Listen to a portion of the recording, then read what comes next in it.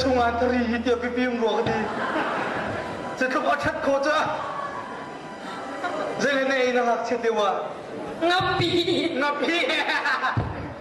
kene lo mak se kum zan se kum lai ru kadore ang he nu ko chon ha po na chin hang ve chu alwar bar me na kai tuk chu